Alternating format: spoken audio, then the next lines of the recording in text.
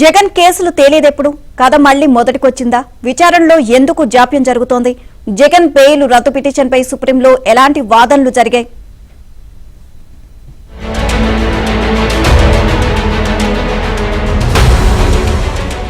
జగన్ కేసుల విషయంలో సుప్రీంలో కీలక పరిణామం జరిగింది.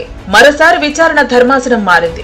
జగన్ బెయిల్ రద్దు చేయాలంటూ ఏపీ డిప్యూటీ స్పీకర్ రఘురామకృష్ణరాజు వేసిన పిటిషన్పై విచారణ మొదట సీజేఐ సంజీవ్ ఖన్నా ధర్మాసనం ముందుకొచ్చింది. 10 ఏళ్లుగా జగన్ బెయిల్ పై ఉండటమే కాకుండా కేసుల విచారణ నత్తనడకన సాగటంపై జస్టిస్ అభయ్ ఓకా ఆగ్రహం వ్యక్తం చేశారు.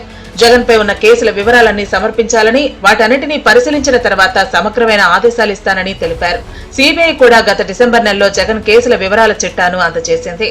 అయితే ఈలోగా ఈ కేసు విచారణ జస్టిస్ అభయ్ ఓకా ధర్మాసనం నుంచి జస్టిస్ బివి నాగరత్న ధర్మాసనం ముందుకు రావడం చర్చనీయాంశంగా మారింది.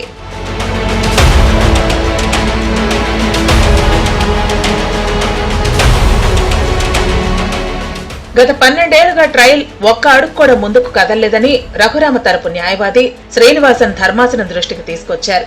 గత 10 ఏళ్లుగా ఒక్క డిశ్చార్జ్ అప్లికేషన్ కూడా డిస్పోజ్ చేయలేదని, ఈ వ్యవహారంలో సీబీఐ నిందితులు కుమ్మక్కయ్యి ఒక్క అడుగు కూడా కదలనీయలేదని రఘురామ న్యాయవాది వాదించారు. డిశ్చార్జ్ పిటిషన్లపై వాదనలు విని వాటిపై ఎలాంటి నిర్ణయం వెలువరించకుండానే 5 జడ్జీలు బదిలీ అయ్యారని, కుట్రకోణం ఉందనే అనుమానాలు కలుగుతున్నాయన్నారు.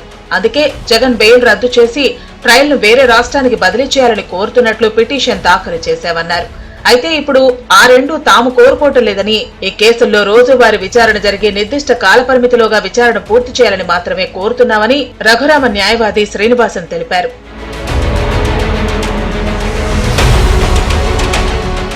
బదిలీ సాధ్యం కాదని సుప్రీంకోర్టు గత విచారణలోనే చెప్పిందని, తామిప్పుడు కేసు మానిటరింగ్ పూర్తి స్థాయిలో జరగాలని మాత్రమే కోరుతున్నామని రఘురామ న్యాయవాది శ్రీనివాసన్ తెలిపారు. గత 10 ఏళ్లుగా జగన్ బెయిల్ పై ఉన్నారని, సుప్రీంకోర్టు, హైకోర్టు స్పష్టమైన ఆదేశాలు ఇచ్చినా ట్రయల్ జాప్యం కొనసాగుతూనే ఉందని ఆయన తెలిపారు. కేసుల వివరాలు, ప్రస్తుత పరిస్థితిని వివరిస్తూ తాము అఫిడవిట్ దాఖలు చేశామని దర్యాప్తు సంస్థ సీబీఐ తరపు న్యాయవాది ధర్మాసనం దృష్టికి తీసుకొచ్చారు.